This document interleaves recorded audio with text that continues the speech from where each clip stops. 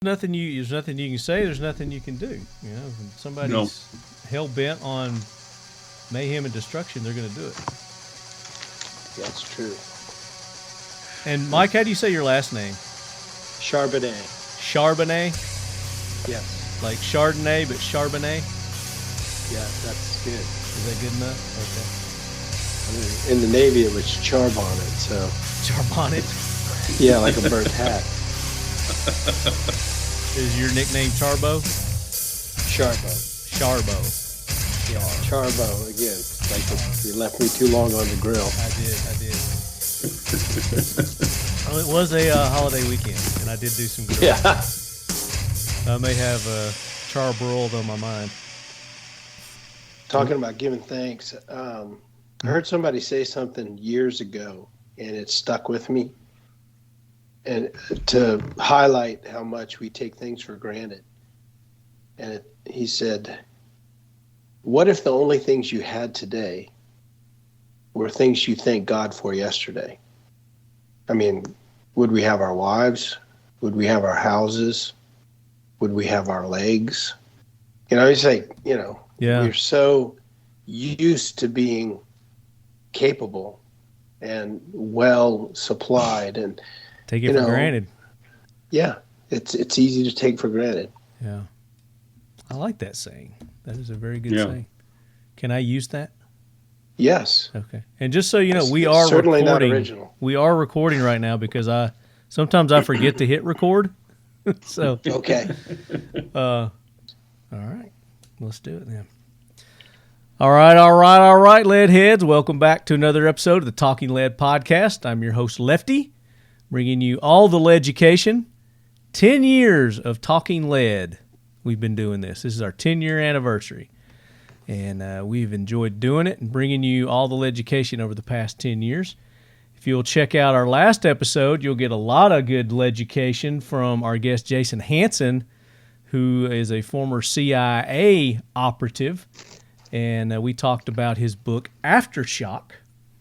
And he made a special offer to you lead heads where you can go and get this book and three or four other items. You just pay shipping and handling. You know, I hate to say free, but there is a shipping and handling cost associated with it, just because he's got no deals, I guess, on shipping and handling. So it's only like $10, and you get this book and then those three other items that he's going to throw in there too. And there's some other special offers. You can go to our website, talkinglead.com, and I've got a link set up there. And there's also like a QR code you can use your phone that will take you directly there to take advantage of that special. But make sure you go back and listen to that show because it's full of great information on preparing for America's economic collapse and other things. But we had a good time. He was a good guy, and we'll have him back on in future episodes. And, of course, we can't do this without our sponsors. And one of our sponsors is joining us today, ladies and gentlemen. It's been a while. Dwight Settle with Seal One. Dwight, welcome in. Thanks, Lefty. It's good to be seen again. I know you have been out on the water, and we're going to talk about that today. And you brought some guests with you. I'm going to let you introduce them in just a minute. But talk about the latest and greatest going on with Seal One. Well, we're still out there. And it's, as you know, using Seal One, how simple and easy it is, and that just, to me, it kind of just belies the fact of how well it really works because it is so simple to use. It is, and it's a CLP. So for our new listeners, Seal One, it's a complete gun cleaning product. One product does it all, and it's green engineered, so it's safe for you. It's safe for the environment. But it really does the trick, and it's great against protecting against corrosion. So not only can you use it on your firearms, but you can use it on anything. And I'm sure in the environment that you guys live in and operate in, in that salty water, there's a lot of corrosion on things. You could even use it for your boating needs. So talk about maybe some applications you've used it for that. Well, that product we actually call Marine One. Yeah. Yeah. Same stuff. It's just blue. It's blue. Put a little drop of blue dye in there, huh? And then we also make a product for a company called Prestacycle. Mm-hmm. It's called Presta One. It's the bicycle chain lubricant. I didn't even think about that. Yeah. Oh, there you go. But you can use it for your boating needs also, and your cycling needs too. Yeah, fishing reels. Sliding doors, door hinges. As I like to say, think of it as a green 3-in-1 WD, that number. Yeah. And it does all those and more, which is why, so we call it the CLP Plus, because it actually works. Used CLP in the military. Hey, look, there's a lot of good products out there, but if you're having to scrub and scrub and scrub, and then they make these little tools out there to scrape the carbon off. Yeah. Okay, and with our product, all you got to do is wipe it off. It's Seal one and done is the motto. So I'm holding up my latest acquisition. I'm getting into lever guns, and I like that. This is a Winchester 94. I think this is the one that was made in 61 or 64, something like that. I can't remember. But when I got it, it was kind of had a little rust and, some things on it, and the wood wasn't as lustrous as it looks right now. But this is after I put Seal 1 on it. Even, I used it on the wood also. But it really cleaned it up. And again, it protects against corrosion. So that's what I love about it. Yeah, that leather strap on there, you can use it on that too. Yeah, for conditioning of leather. I didn't do that. So yeah, I'll have to do that too, definitely. But you lead heads, you can go to seal1.com and you use the code LEADHEAD, and you're going to get a big fat 25% off any of their products at seal1.com. And as I was holding up, and as you've rewarded many of our listeners with as well, Dwight, the complete gun care kit that comes with the paste, the liquid, it's got the pre-soaked bore patches, and it's got a nice scrub brush and some cleaning utensils in there, the cloth as well, that you can get just everything in one package. So we really appreciate you taking care of our listeners. Yeah, because everything in that package, the only thing that besides that package that I use to clean my firearms is a bore jag, on a rod. Yeah. But you just don't need anything else. One thing that I like to kind of keep bringing up is a rep that worked for POF, Patriot Ordnance Factory. Mm-hmm. He took a brand new rifle, cleaned it the 3 times like we suggest, that it's a clean shoot process, seasoning the cast iron skillet. There you go. And then he went 2 years and 53,000 rounds without cleaning, and the carbon was still just wiping off. Oh my gosh. So, that's amazing. Yeah. That's a lot of rounds. He was trying to shoot to failure to get it to malfunction or something, and it didn't happen, but he quit repping for POF, so he wasn't going to... He's not going to push their gun anymore? Well, he wasn't going to spend the money on the rounds. On the rounds, yeah, definitely. Well, that's awesome. So Leadheads, take advantage of that offer that Dwight has set up for you guys. And then, of course, we'll continue to reward our listeners on the AK Corner and some of our normal episodes here. We give these away. So you have to listen, participate, and that's how you win on this show. So go show Dwight some love, and it's at seal1_ on Instagram. You can go follow him. Now, I'm curious, did you put any of this on the hull of the boat? Did that make you go faster and streamline through the ocean? We'll talk about that. Hold that thought. And then, of course, Kel-Tec. Go check out Kel-Tec Weapons. You can go to their website, use the code LEADHEAD, get 15% off there. And we've got Chad scheduled to come on. We're going to talk about their new P15. Everybody's just getting back from NRA. NRA just happened. And from what I've heard from people, it wasn't well attended. So What's going through their minds to have a big event like that on Memorial Weekend, the biggest family travel weekend of the year, where people, they want to go to the beach and go see their families? Poor planning on their part. Yeah, don't want to get in. I mean, they pushed it, last year from where it was, then to 2 years. Labor Day last year weekend. Yeah. And then they went from Labor Day to Memorial Day. Memorial. Labor Day, I get that. There's not as much traveling and stuff going on. But Memorial, the summertime, kids are out. That's when families are.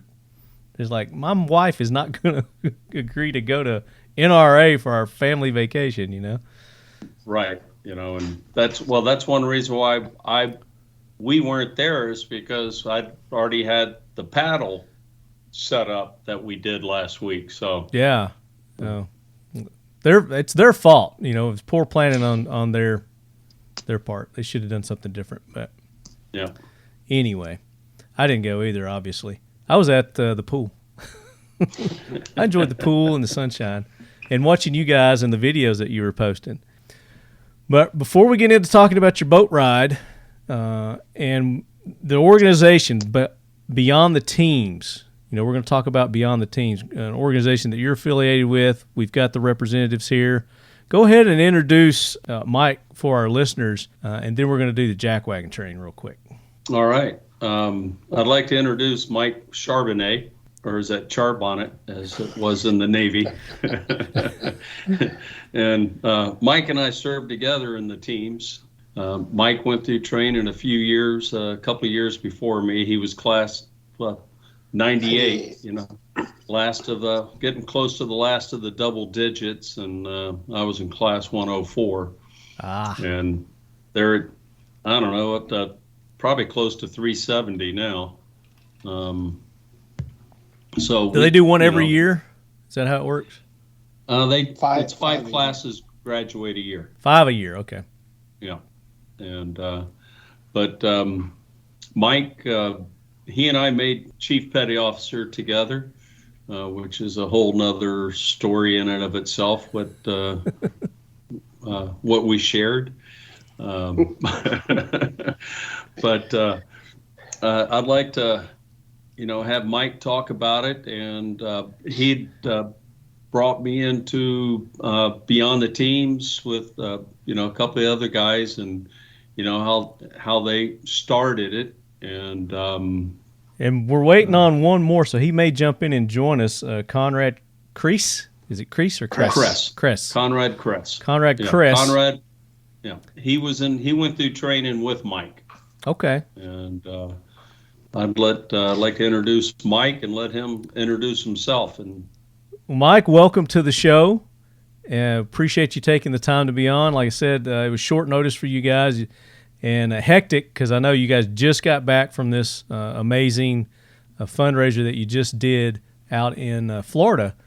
And we're going to talk about that. But, yeah, go ahead and a little bit about yourself for our listeners. Well, Dwight pretty much covered it. I was in the teams with Dwight and the rest of the guys that are part of Beyond the Teams. We have a good time. We are starting to get better at raising funds for other nonprofits. And I'm excited to be on your podcast and to tell more people about where we came from and where we're headed. Heck yeah. And I'm excited for you guys to be here. Ever since Dwight had told me about this and made me aware of your organization, it's something I've been wanting to do, is get you guys on and talk about it. So I think it's perfect timing right off the heels of this big event that you guys did. And we're going to talk about that. But first, I want to take care of some jack wagons. So, Gunny, bring that train in. Hoorah, Semper Fi, do or die, hold 'em high at 8th and I. It is time for the talking lead jack wagon of the week, so brace yourself, baby. Yep. All right, the train has stationed, and I don't want to spend a lot of time on jack wagons this episode, but I do want to talk about what's going on in Canada real quick for you leadheads that aren't aware, because our politicians take their cues a lot from what happens there, and their arguments and whatnot, which does not pertain to our country. So I don't know why they do that, but they do. They try to make their issues pertinent to our issues, and they can't do that. But anyway, Trudeau, the Tsar of Canada, Justin Trudeau, has he made an announcement the other day that they are going to be banning all handgun sales in Canada. So the sale, the import, the export, everything, basically. And I went to MSN. This is a article on MSN. Of course, they're going to be probably pro-Trudeau on this. And here's just a quick little rundown on it. So the announcement is the latest in a series of measures taken by the Canadian government to restrict the sale of firearms since 2020 shooting in Nova Scotia province that claimed 22 lives. After the attack, the government banned 1,500 types of military-grade and assault-style weapons. And you got to listen to the wording in these articles that they use too. Very misleading. While talking to the media, Trudeau spoke about mass shootings in Canada over the past decades and the recent attacks in the United States. Gun violence, this is a quote, gun violence is a complex problem, but at the end of the day, the math is really quite simple. The fewer the guns in our communities, the safer everyone will be, he said. So it's a complex problem, but he's got a very simple solution. It's just to do away with the guns, and that's their mentality on this, is if you do away with the tool, then the evil acts won't continue, which is completely false, and it's been proven time and time again in these countries. But what it is, it's a simple matter of them wanting to control the population. According to the new legislation, it will be illegal to buy, sell, transfer, or import handguns anywhere in Canada. The government also said the bill would also allow for the removal of gun licenses from people involved in acts of domestic violence or criminal harassment, such as stalking. It would create a new red flag law, which we have some of those here in America, which have been proven to not work well at all. It requires that people are considered a danger to themselves or others, surrender their firearms to police. Again, very sticky, iffy, walking that thin line on these red flag laws, because your neighbor could call you in, turn you in just because they don't like you, and then they have to investigate. And if there's any shred of evidence whatsoever, then they can take your guns away from you. It's pretty ridiculous. So this article goes on, but that's just something that I wanted you guys to be aware of, what's going on. Of course, Nancy Pelosi takes her talking points a lot from Trudeau and what he says, so I'm sure she's going to be spouting this stuff out in the next few days as well. And we're on the heels of another mass shooting. So in addition to the one that happened in Texas, was it Uvalde? Is that how you say that? Uvalde. One just happened in Tulsa where a man went into a hospital. He was disgruntled over his surgery that he had on his back. Apparently he didn't feel the doctor was doing his duty, and specifically went in to kill him, but also anyone in his way. He had a letter on him that had his intentions clearly laid out on what his plans were. So you'll hear more about that in the days to come as well. But again, you know what that means. They're going to be coming after our guns, our ammo, doing the magazine bans, high-capacity magazines. The ghost guns, that's still a big thing too, which that is a infinitesimally small amount of firearms that are ever confiscated. And, you got to look at what their definition of a ghost gun is, too. It's not the same as what an actual ghost gun is, or these 80%ers that you can home make yourself, which is completely legal. you can do that. Anyway, if you guys want to chime in on any of that, feel free. If you've got jack wagons, do you have any jack wagons? No, I got a lot, but I was just going to say a simple way that Trudeau in most places could fix this is by not rewarding single parent families. Bring the father back and bring God back into our lives and our schools. Absolutely. That's where the failure of not only in their society in Canada, but also here in America is, there's no family anymore. And a family is the father, the mother, the children. You don't have that sense of responsibility to your community anymore. If those ties aren't there, so people don't care about other people anymore. So we've lost that sense of togetherness in our communities. It's people have just divided and gone their own way, and they've lost their path, and I think that's probably key that they don't look into. It is what was happening. Well, that doesn't 20 years fit their ago, narrative. 30 years ago. No, absolutely. That's not happening today, and it's family. That's what's not happening. We don't have family anymore. And like you said, the loss of God.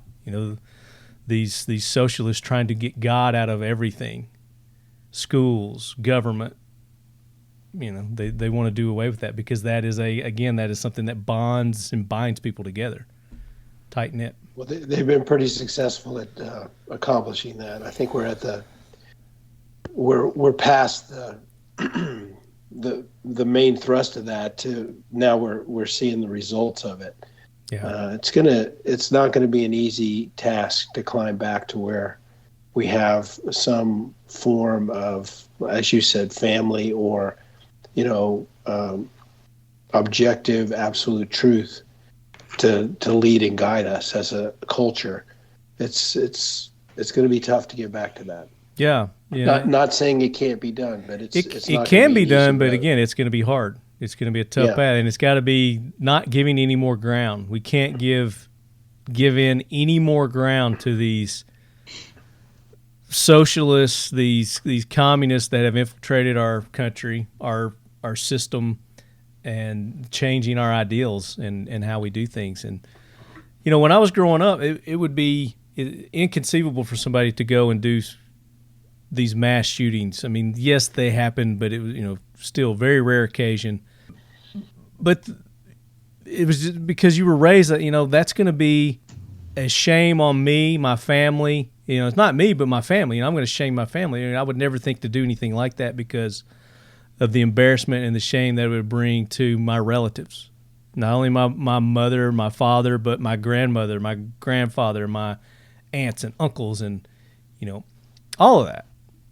And I think that's where our breakdown is. That's one of the biggest breakdowns. And I mean, Dwight nailed it. Yeah.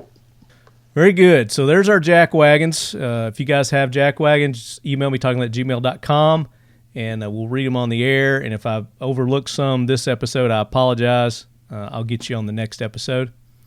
But we're going to counter that with some heroes now. We like to keep everything in balance here on the Talking Lead podcast. So for the evil that's out there and the wrongdoers, we've got some good doers. And there's no time limit for jack wagons or heroes. It could be anyone at any point in time in history. And I'm going to reach back a little bit.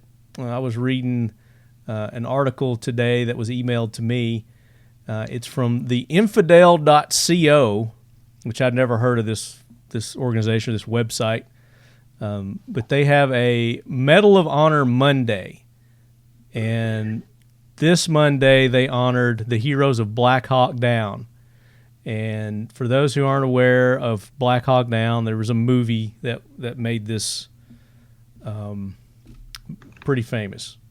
So I'll read this real quick. So if you've ever seen the movie Black Hawk Down, then you know the story of Army Master Sergeant Gary Gordon and his comrade, Army Sergeant First Class Randall Shughart, Shughart, Shughart. Kind of like saying your name, Mike. I don't know which way to go with that, but made the most difficult decision service members could ever make, to give their lives to their brothers in arms. This Medal of Honor Monday, we honor Gordon's life and sacrifice during the 1983 humanitarian crisis in Somalia. And they call it a humanitarian crisis. I'm sure you guys are probably familiar. You guys were in service probably during that time, right? 93? Yes. Says Yep. Gary Gordon was born August 30th, 1960, grew up in Lincoln, Maine. At the age of 18, he joined the Army and was a combat engineer for many years before being selected for the elite special forces group known as Delta Force. The crises in the fall of 1993, civil war was raging in Somalia. And I had some friends that I went to school with that went over there for that. A guy flew a C-130, did a lot of the... gunship? No, it was supplies okay. and stuff like that. So this civil war destroyed their agriculture, led to widespread starvation. The United Nations stepped in to send humanitarian aid, but the food rations were often seized by the local warlords there. By late August, the U.S. sent in special forces operators, including Army Rangers and Delta Force soldiers, to protect those humanitarian efforts and crack down on the warlords. This led to the first Battle of Mogadishu, October 3rd, 1993. It was supposed to be a quick raid of the Somali capital to capture high-value targets associated with warlord Mohammed Farah Aidid, but it didn't go as planned. And have you guys seen that movie, Black Hawk Down? Yes. And yes. In your opinion, is that a pretty realistic, as far as movies go, interpretation of what happened? Well, it highlighted some of the realities of combat, that's for sure. Yeah. So Gordon was a sniper team leader in the lead helicopters of several that were providing air support during the raid. As the chopper got hit with intense gunfire and RPGs, Gordon's team learned that 2 other Black Hawk helicopters were down. When they learned that the ground forces weren't going to make it to the second crash to secure it, he and Sugart, another Delta Force soldier, volunteered to protect the down copter survivors. So they exfilled, they made a perimeter, they were protecting it. So it says Gordon and Sugart were inserted in about 100 meters south of the crash site to get the down chopper. They fought their way through gunfire in a dense maze of shanties and shacks. I think the film does a really good job of showing the tight quarters and everything that they had to deal with. But you guys can watch that movie, like I said, and as you read this story, flashes of the movie will come back, and you're like, oh, yeah, that was that scene with whoever played those parts. But basically, after using up all their ammo, resources, getting hit several times, they were eventually overrun, and the Somalis killed them, obviously, and did it in a very public manner. And there's some very grotesque pictures of that that are in the media. But he is our hero. Both he and Sugart are Leadhead Brigade heroes this episode. So this goes on to say Gordon and Sugart knew their own chances of survival were extremely bleak. The pilot of their helicopter said that anyone in their right mind would never have gone in, but they insisted on it because there were comrades in danger, because they believed passionately in the creed that says, I will not fail those with whom I serve. So there you go. Those are our Leadhead Brigade heroes. Yeah. I thought so. Didn't pick a Navy SEAL because you guys are on, but I could have found a Navy SEAL. But you guys remember Kevin Holland? Do you know who Kevin Holland is?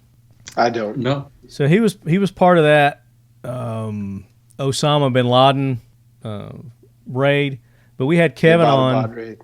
Yeah, we had him on a few episodes back with Cryptek. He's with Cryptek now, and they had had sent some relief and stuff over to Ukraine, and Kevin went over there to help exfil the civilians and get them out of harm's way. So he led a team over there during that, and he may have gone back over and done it some more, but he talked about that. So you guys want to go back to that episode. It's a very good episode, and he is the only, as far as I know, and I think what they said, the only existing person who is a member of the SEAL team and Delta Force.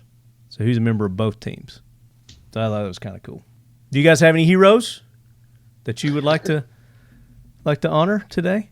And we've got a nice plush, like a huge, we call it the Lead Force One airplane that they get a ride on. You know, it's got plush Corinthian leather seats, got nice steak dinners. You know, it's the bee's knees. Yeah. Well, actually, see, Mike's my hero because of what he started here with the Beyond the Teams for his son. You know, so that's the story of really why Beyond the Teams got started. Okay, well let's do that. That's a perfect segue into Beyond the Teams. So, Mike, if you would talk about, let our listeners know a little bit about what Beyond the Teams is, what you guys are about, and how it got started. Beyond the Teams is a group of former team guys, former SEALs, and now a few like-minded individuals who've banded together to raise funds and awareness of other charities that are doing good work. And it started sort of by accident. It was in 2018. Well, I'll back up a little more. In 2011, our oldest son, who is a SEAL Team 1, was injured in a bad parachuting accident and is now paralyzed. And he went through all the things that you would expect a young guy to go through. He was the man in the room when it happened. All these SEALs and all these friends were, crushed, and he was trying to encourage them. But eventually, the crowds went back to work, and he started therapy, and he realized that his life was not what he had planned, and he's spiraled into a scary depression. Mm-hmm. We moved back from Texas to basically be his roommates and to kind of help him and care for him until he got back onto some sort of a level of a new normal. And we took all the weapons out of the house, thinking, he was so depressed. And then I realized how foolish that was. He had enough drugs on his night table to kill all of us. But he didn't try to commit suicide. He just fought through it.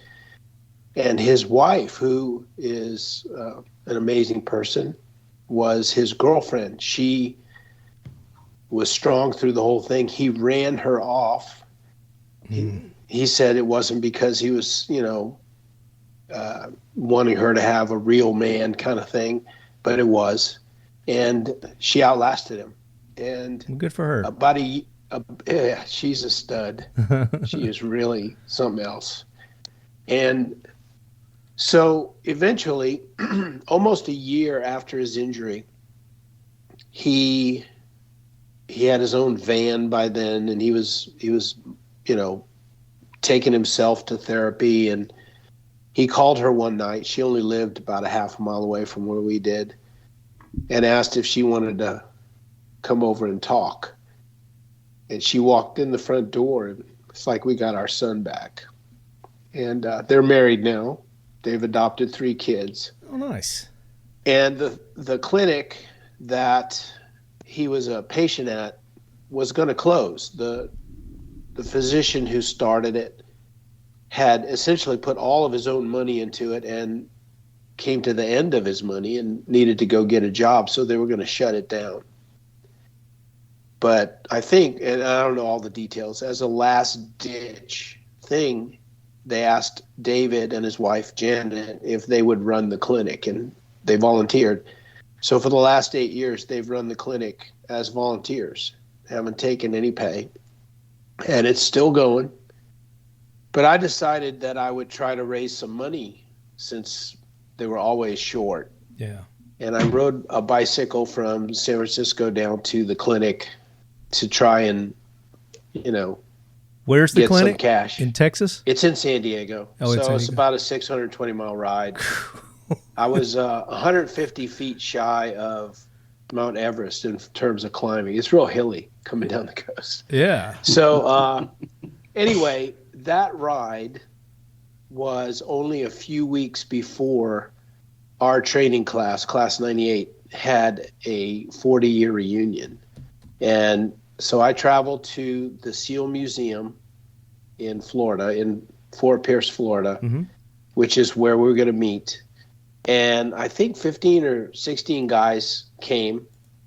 And one of the stories that we talked about was the bike ride I had just done. So a bunch of guys said that they would, let's do another ride. And in the planning phases of this group ride that we were going to do, some of the guys started talking about forming our own nonprofit and not just doing a one ride deal, but we would start doing fundraising missions for other charities.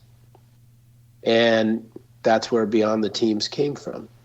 So we did a 1,000-mile ride down the East Coast in 2019 and raised actually a fair bit of money. We raised just under $75,000 for the clinic.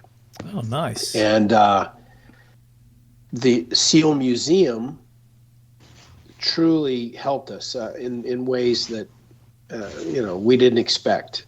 One, they highlighted us. We rode into their big Veterans Day event. They call it the muster. We rode right into the heart of it, and they announced us and kind of highlighted us. But they also helped us figure out how to raise money. So we raised a bunch of money that year for the clinic. Yeah. So we said we would do something for the Trident House Charities, which is a suite of 4 charities that are run by the museum. A canine charity, a respite house for people who need a break, scholarships for school, and family support, which is essentially scholarships or help for housing, for bills, for treatments. Basically, it's an umbrella under the umbrella of Trident House that whatever you need will help with. Okay. So they do amazing work. And Conrad, who wasn't able to make this call, decided he was done riding a bicycle after 1,000 miles. So I was driving him to the airport so he could fly home to Hawaii from our house. Right. So as I was driving Conrad to the airport, I asked him, so what are we going to do now? And he said, we're going to paddle an outrigger canoe. So he wanted variety. He was tired of that bicycle, huh? Yep. It is more Those can comfortable hurt to sit after in a the while. canoe. Yeah, it's better than a bicycle seat. Yeah. So we bought a canoe, and we had 5 guys, no paddles, no experience. But through a crazy series of events, we got connected to the San Diego Outrigger Canoe Club, and they've coached us and trained us and worked with us. And we're not by any means, super fast paddlers, but we're paddlers now. We can do it. So Well, from the videos I saw, it looked like you guys were doing pretty darn good. yeah, You're well, making up some... credit that with, a career where a gigantic component of what we did in our jobs was learning, paying attention and perfecting skills, and then good coaching and good, camaraderie with the paddlers, the civilian paddlers in the club. All good guys, all, really great people. Because we needed more people. You need 6 people in the canoe to begin with, and we needed more than 6 to do what we had intended. It's interesting. I met with their coach, to talk about whether or not they would kind of adopt us as orphans.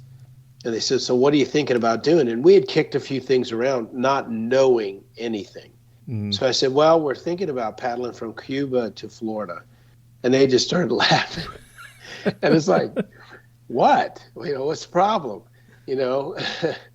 But that would have been a real challenge, real tough. Yeah, In a lot of ways, Storms. logistically, there's no stop and there's no gas or fuel or food or anything on the way. So we modified that and we paddled. Our first paddle was from Key West to the museum in Fort Pierce, Florida, 300 miles.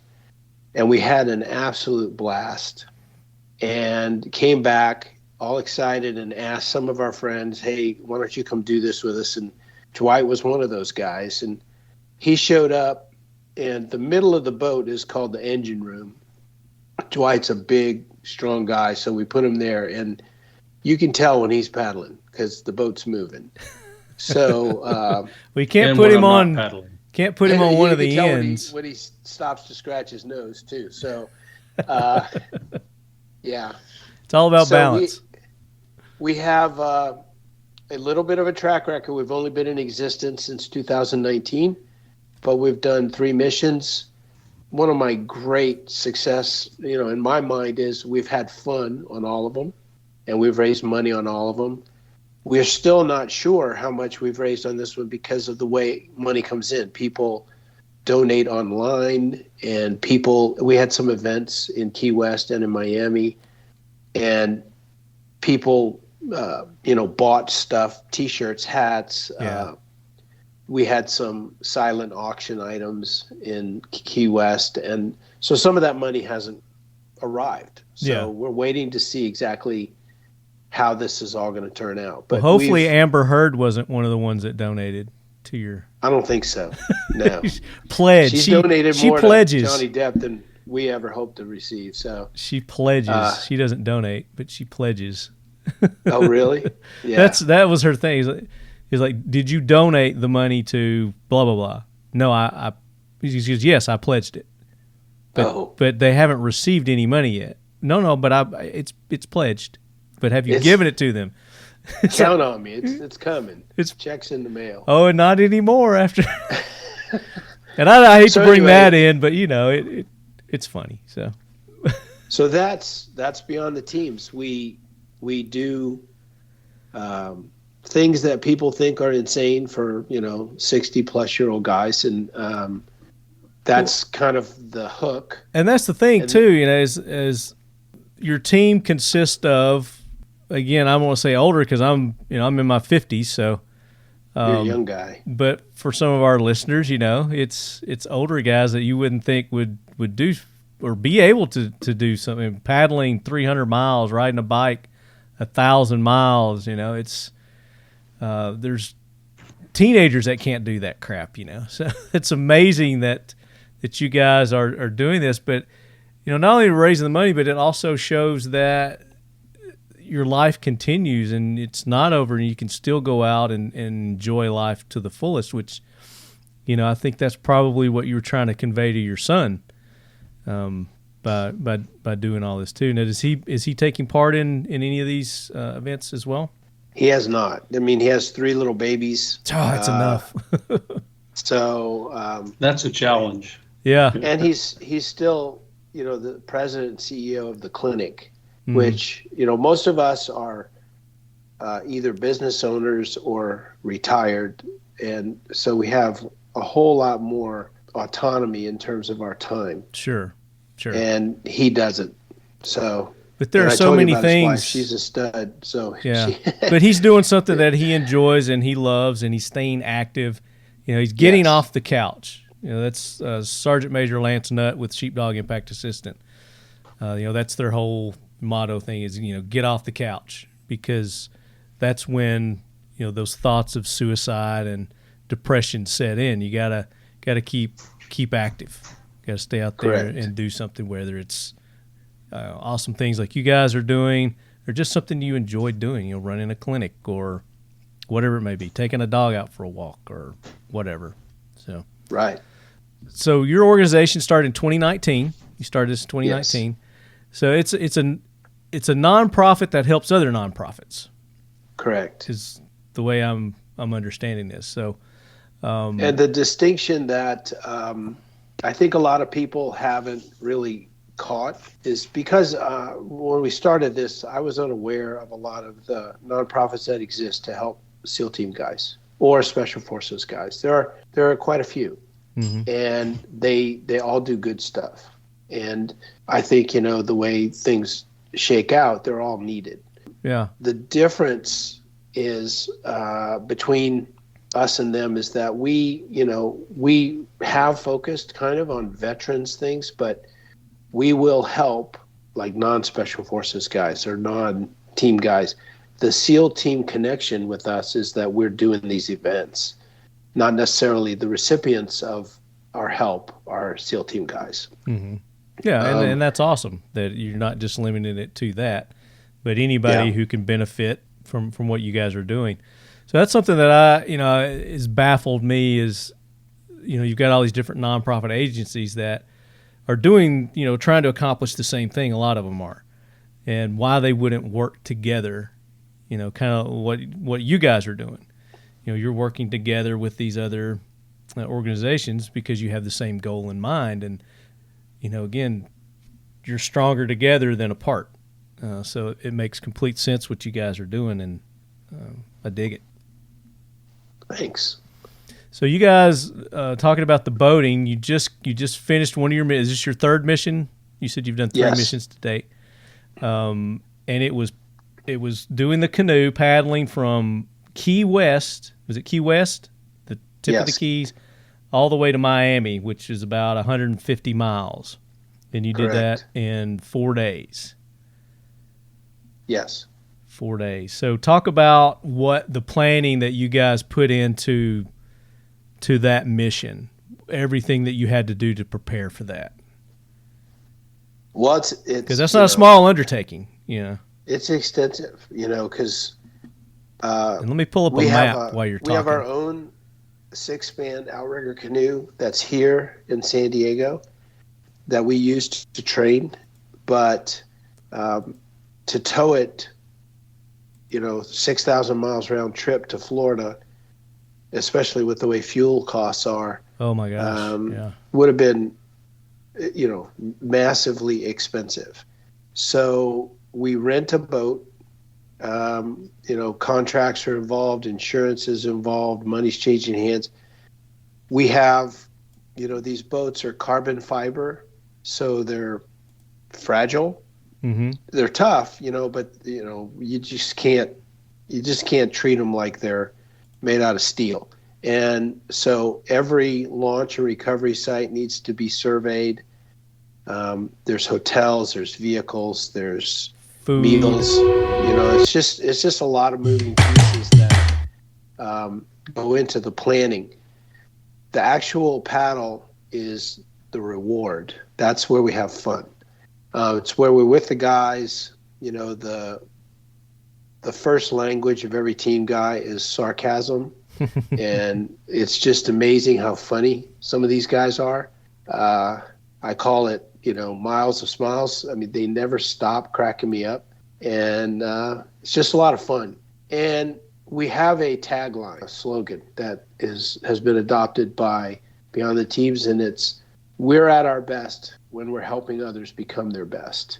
And I'm not sure if every single guy, but most everybody has come up to me or somebody else and said, this has helped me so much. And I know just from my own life, this has helped me in ways that are difficult to describe. I had a typical old man, go to work, pay bills, get fat, boring life until this happened. And now I wake up excited because I've got stuff going on that fills me, drives me, motivates me. And it's because I'm helping other people. And all the other guys seem to have caught that too. Living for yourself is such a dead-end street.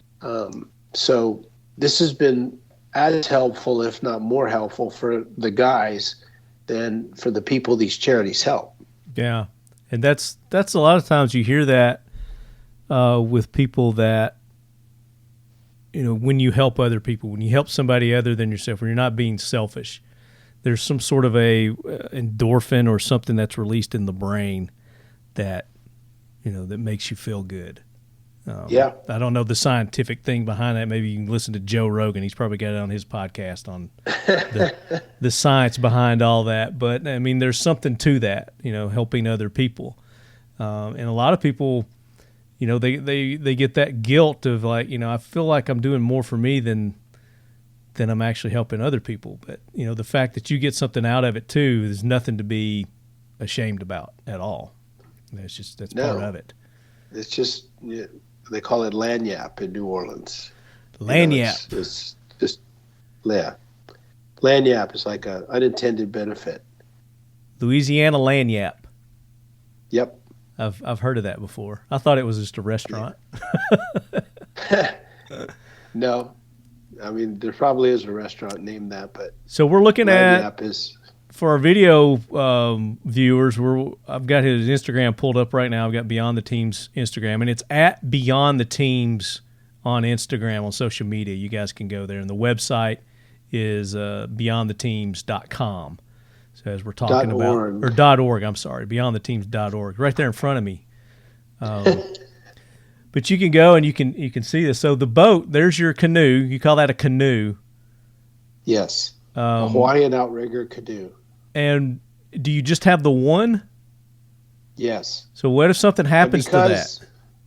Well, then then it becomes a swim. Then you duct tape it, right?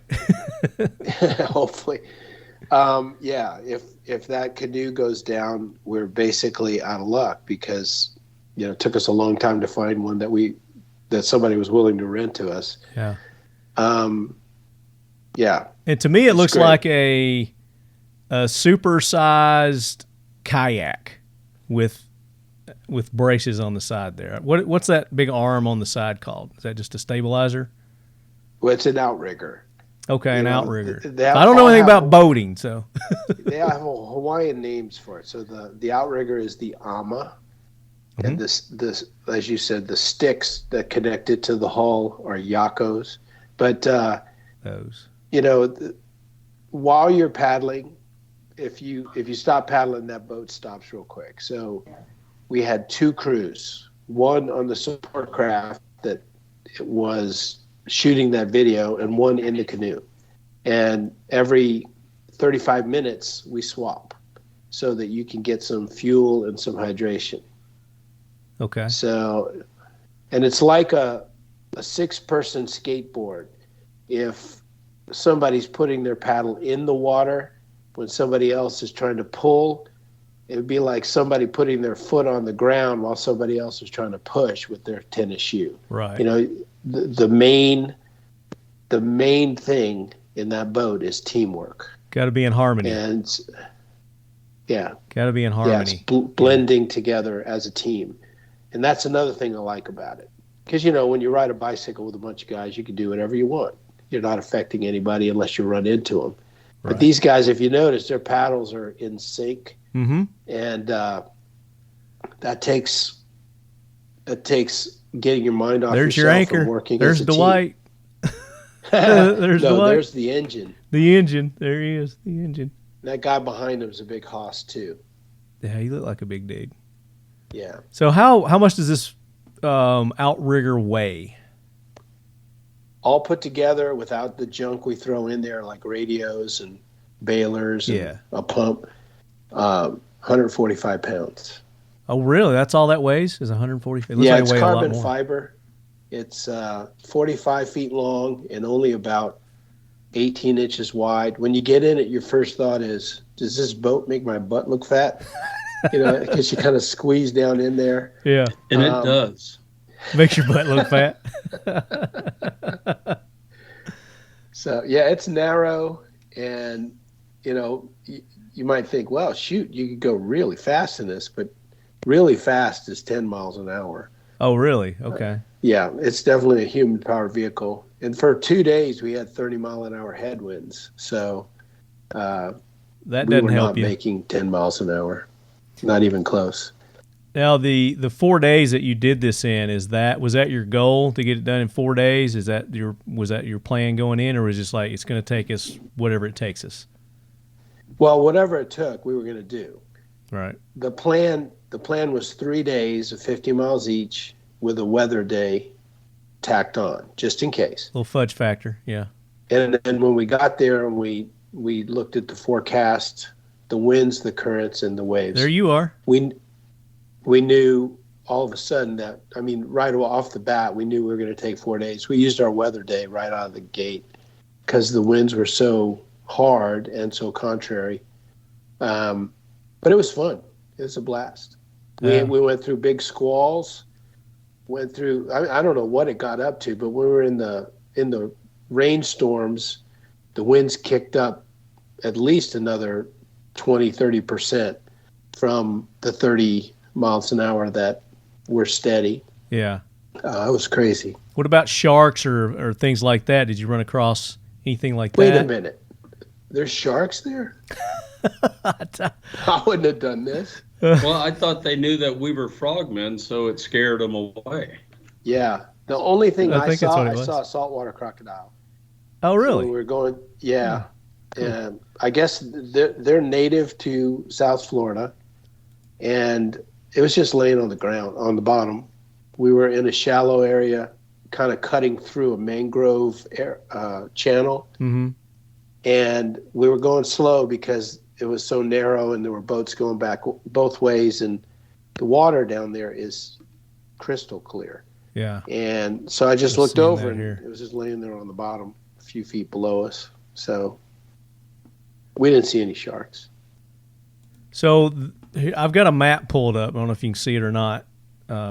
But which side of the Keys did you go? You have to go on the Atlantic side So you for have the to go first 30, 40 miles Okay. because there's no waterway for our support vessel on the inside. Our little canoe drafts so little that we need more water for our paddles than for the canoe. So we could go on the inside, but our support boat could not. So we went about 30 miles on the outside and then cut in to get a break from the wind on our first day and finished the last 9 miles on the inside. Then we were inside for the whole second day, again, because of the winds. Mm-hmm. And then we were outside after that. Gotcha. So on the Atlantic side. So you're kind of swapping sides. Yes. Serpentine. Yep. Serpentine. Serpentine, Shell, serpentine. Yeah. Did you stop off in Key Largo to go see Yeah. the famous little bar there that they've got? We did. We recovered there. We pulled in right at the Caribbean Club. Oh, nice. Where Bogart and Bacall or whoever the actress was did their movie. Yeah. Yeah. I've been there. We stopped there last year as well. And brought in some really good barbecue from Sonny's Barbecue from the mainland. That was good. Eating Sonny's barbecue when you're in the Keys. That's blasphemous. Come on now. I'm telling you, it was good. You got to eat seafood. Oh, we did. We did. We ate seafood. Did that too? Yeah. We had gator tail, fried gator tail, and all that kind of stuff. Oh, yeah. So like part of the logistics in doing this is, we have the support vehicles, right? That and all these guys volunteer their time. The support boat you saw there, Captain Pete, his boat, he followed us the whole time. He donated his time and money for the fuel.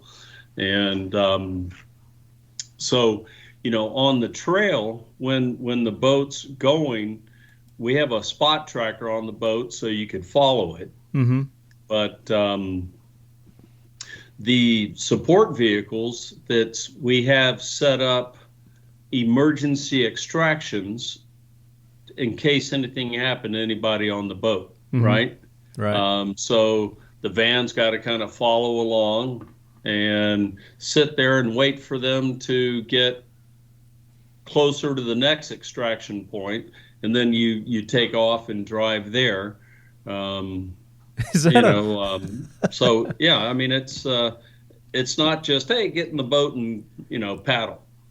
There's a lot to do. As anybody that that has set up events yeah. knows, there's just a Well, lot and that's why behind I the was scenes. asking you what all went into preparing for this, and it's not just 6 guys saying, "Hey, let's grab a canoe and start paddling." There's a lot of No. planning and manpower. So we have a retired Secret Service agent who's a part of our support. And he liaised with all the law enforcement entities along the route. We had an Air Marine service, part of DHS, who surveyed all the launch and recovery sites and also slips for our support craft. It's we call them missions because we plan them just like when we used to be in the military. Mm-hmm. And in this one video that I'm watching here on Instagram, I see helicopters.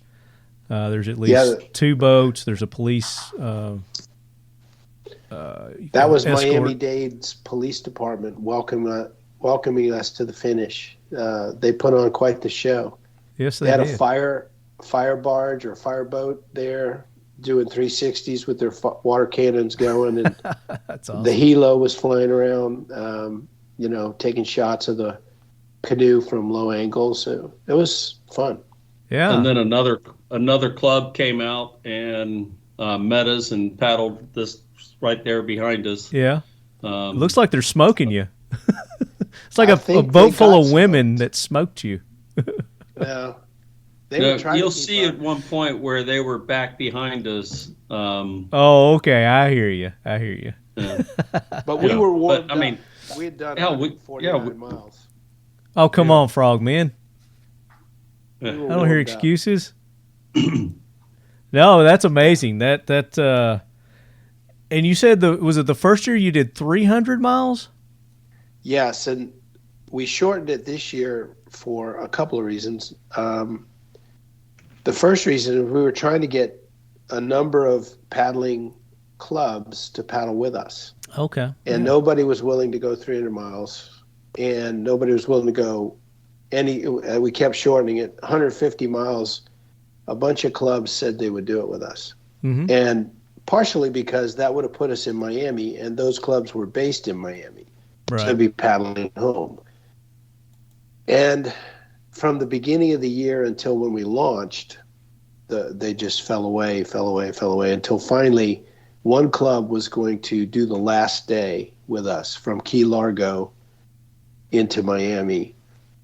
But then they'd said, we're just going to launch from our club and we'll come meet you and turn around. So they paddled about an hour out, turned around and came back an hour with us. So we failed on that, attempt to engage the Well, you clubs didn't in Florida. fail. You didn't fail. They were just being lazy. That's on them. Well, there's a million reasons. I mean, we're retired. Most of them are not. But we're still going to do. We have a few ideas to get things going with the clubs there. But the other thing is, last year we'd paddle 5 or 6 hours and shower and then gorge somewhere, because we're starving. Yeah. And we have food on the boat, but it's like peanut butter and jelly sandwiches or bars, and so we'd go eat a big dinner. And then what do? After exercising for all day and then Gotta eating go poo. a huge meal, you just about fall asleep. But we'd have a 3 or 4 hour fundraising event that night, so we were zombies. Oh yeah. So this year we changed it. We did 3 fundraising events before we paddled. Then we paddled 4 days, and we did 3 events in Miami after we paddled. So we were fresh the whole time, except for we started passing around a pretty nasty cold, kind of fluish kind of symptoms. Yeah. And a bunch of guys were feeling crummy, but it worked way better. But it also made the trip longer. So we couldn't do it as long as we'd like to. Right. Next year, we are going to paddle back into Fort Pierce and end at the museum, but we may not do 300 miles still. We may do a 50 miler with one club in the south, another 50 miler with some clubs around Miami, Mm-hmm. and then some clubs to the north, doing a third day, another 50 miler. Yeah. So it's just trying to get people engaged, trying to broaden our base of, not a whole lot of people know about us. So, well, again, that's our thank goal you for having today. us on. Yeah, absolutely. Yeah. Get our lead heads exposed to beyond the teams. Again, they do more than just the boating here. So you've got some missions. Do you have any more set up for this year, or was this your final one for this year? We have a few other things happening this year. Here's one in November. Look here. In November, we're doing a short relay. It's about a 200-mile running relay to prove up our logistics and our plan, because the SEAL Museum is opening a San Diego extension. So they're on the beach in Florida on the Atlantic, and this one's going to be somewhere near the USS Midway, which is a military museum now, Mm-hmm. in the harbor in San Diego. So when they finally set a grand opening, we're going to do what we call the torch run from Fort Pierce to San Diego. So that's going to be a long relay, somewhere in the neighborhood of 3,000 miles. 3,000 miles. Holy cow. So this is to prove up our concept of being able to do a lot of miles in a day without killing people. And so in November on Veterans Day weekend, we're going to do that from Santa Barbara to San Diego. And we also have, for anybody who lives in San Diego or wants to travel to San Diego, in August, we're having a golf tournament. Okay. Some of the guys who paddle with us, the San Diego paddlers, are putting that together for us. The first annual Beyond the Teams golf tournament, Monday, August 22nd, 2022, Admiral Baker North Course. And if you want to feel good about your golf game, come and watch me, and you'll feel great about it. And then we're going to have a team or maybe two do the Baja 1000 motorcycle race. And that is to raise support for an outfit in Colorado that takes vets with PTSD on adventure motorcycles out to hunt or fish or just camp. They're doing great work with guys who need help. So we're raising money for them. Now that Baja 1000, that race it's not just motorcycles, is it? There's super trucks. There's all kinds of things that do that. Yeah. But we're going to have a motorcycle team or two. Cool. I had I can't remember the guy's name, but I had somebody on last year maybe, or maybe it was the year before that, that does this, and he's like one of the super competitor guys. I can't remember who it was, but always been interested in the Baja 1000. I'd love to go down there for that. That would be awesome. It would. Yeah. And I'm probably not going to be on that, because I'm going to be doing the running relay as support for that. I've had 14 knee surgeries, so I'm probably going to be on a bicycle. Just 14, huh? That's a lot of knee surgeries, man. Well, I think I'm done. You think that's it, huh? Well, I just had surgery, so. How's that going? It's going great. It's going good. I'm two months ago, and I'm better. I'm a lot better. I can move and get around, and I can't. The doctor said I can't run yet, I can't do the impact, but I can do like elliptical and, stuff like that. But I feel like I could probably run today and be fine. Wow. I just don't want to jack anything up, Yeah. Don't push recovery. I can't sit around, man. It's just not me. Ride a bike. Somewhere safe. Yeah, I do. Yeah, the elliptical motion and whatnot. I go to the gym and ride the bike. I don't do it outside. Yeah. I'll get run over. So if our lead heads want to get involved, they go to your website. It's beyondtheteams.org. And there's information on the events that are coming up. Now, if our listeners want to take part in this, is it just for anybody, or can civilians take part in your running relays, your boating, the Baja? Yes, is the short answer. Okay. One of the things that we're doing is we're exploring. There's software that people have written that somebody in the middle of the country, far away from where we're doing stuff, could go for a run, and get pledges, from his friends or, network, and sign up for this run. Say, I'm going to run 6 miles a day for the, next couple days. And then all that money would go toward to the charity that we're raising money for. Okay. It would go straight there. We haven't integrated that with the website yet, but that's coming. That's coming. It's on the way. And we had an outfit in Jacksonville, Florida, that they have an outreach to people with PTSD. They surf, they shape surfboards, make surfboards, they canoe, kayak. So what their T-shirt says, "Water is life," and believe me, it is. Being in the ocean, liquid therapy, and it's just super healthy to be in the ocean. It's invigorating.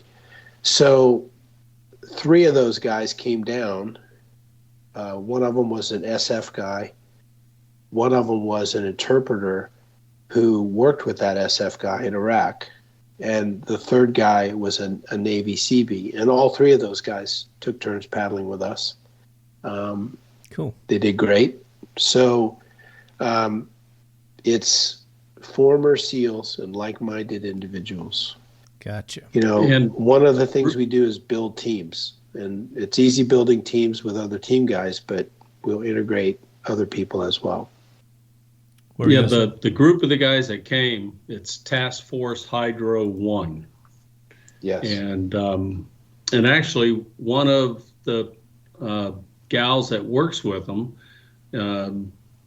is a daughter of a good friend of ours, Glenn Acker, who drowned in the Philippines on a dive on a ship that was out there. So that was a great little connection, there. And then one of the guys paddling with us is a former Marine, and he's 76 years old, and he did the paddle with us. Oh, nice. Yeah. He's a stud. I love kayaking. I do. I haven't done it lately, but I'm going to get back into it now that my hip's done. But I love kayaking. I used to do a lot of kayaking, and maybe I could join you guys next year.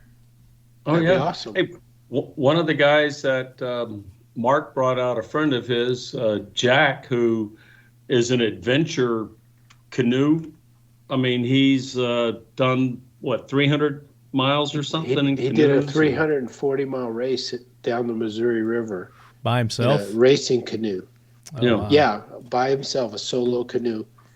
Goodness. And he came and paddled with us, too. He's a Navy diver, a former Navy diver, and now has a consulting business with commercial diving, and he did great. He said that he ran 155 miles in 35 hours or something in the Sahara Desert, and he wasn't even being chased. I mean, there's no lions.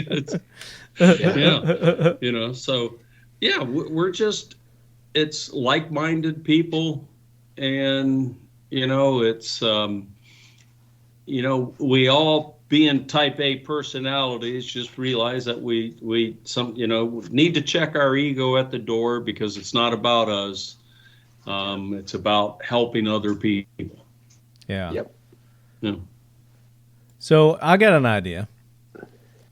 So with your relay race and your outrigging, I think you should have a race, land versus sea, for your next Key West to Miami or whatever it may be, and see who wins.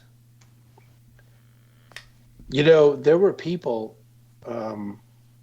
running from Key Largo to Key West when we were driving down, to begin this thing. And it was a relay for most of the people. Yeah. They had 6-man teams, but not a few, a bunch of people ran the whole thing 100 miles. Oh, wow. And man, it was hot. Yeah. It was hot and muggy. I don't know how they did it, but there's people out there doing that kind of stuff, and that's a great idea. That would be. I want to be in the canoe. I don't want to. I mean, Me too. It'd be cool to be able to implement some sort of air thing with it, to get the whole seal, sea, air, land kind of deal. But the land and the sea race would be awesome to see who wins. That'd be cool. Yeah. Okay, we can jump into the start. That'll be it. There you go. Yeah. There's the air part of it. Everybody parachutes in. Yeah. That would be cool. Yeah. There is that little drop zone in Key West. Yeah. Yeah. You might lose, some competitors on their landings, but You got a broken leg, you're going in the canoe. You're in the canoe. Yeah. That's how you determine who gets what. Well, Lefty, guys, I really appreciate you guys being on today and sharing about your organization with our listeners.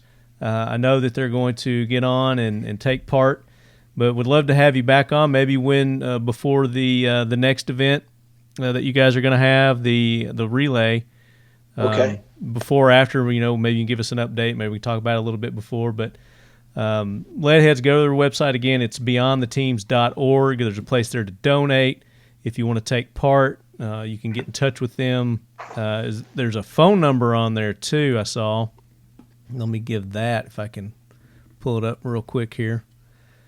It's 800-619-9880. So if you want to go old school and call them, you can do that. But you can email them from their website and all that. And then, of course, their Instagram pages is at Beyond the Teams. And Lefty, we're on Facebook. Oh, okay. And we have YouTube videos. Oh, you're on the boob tube. Very nice. Yep. And is that just Beyond the Teams? I'm sure you got links on your website too, don't you? Correct. Or the little icons for each of them. Yeah. That's the link. Yeah, those will link you there directly. Yep. Mike, I really appreciate you taking the time to be on. It was a pleasure talking to you. You're welcome back anytime. Sorry Conrad couldn't make it. Send our regrets that he wasn't here. Would love to have heard from him and let him do a little campaigning for his Senate race. That would have been awesome. Yeah, he should have. We've had senators on the show before too. I've had senators. I had governors on. Had the governor from Iowa on the show before. So tell him he missed a good opportunity here. I will. And Dwight, always, it's great having you on. Good to see you. Glad you guys had an awesome time there. Raised a lot of money. And maybe I can do it with you guys next year. I would love to do that. Hey, that'd be great. Would absolutely love to do that. So go show all our sponsors some love, Leadheads. Mission First Tactical, go to missionfirsttactical.com. Use code Leadhead, get 20% off. Keltec, go to keltecweapons.com. Use code Leadhead. You're going to get 15% off there. Of course, not on their firearms. They don't sell firearms on their website, but any of their swag and accessories, you can go there, take advantage of that. And then, of course, keep all your guns clean and protected from corrosion. You can even use it on your marine items, and now that we know your bicycles, you can use it on bicycles as well. Keep those chains lubed. It's Seal1. Go to seal1.com, use the code LEADHEAD, and you're going to get 25% off there. And the shirt, if you're watching the video, you see the shirt that Dwight has on. You can go to beyondtheteams.com. I think you have those for sale in your shop there. Is that right? Yes. Yep. Very cool. Very cool. So until the next episode, Leadheads, as always, keep your loved ones close. And your firearms closer. Remember, beyond the teams, we're at our best when we're helping others be their best. Thanks so much. Why hit that old dusty trail?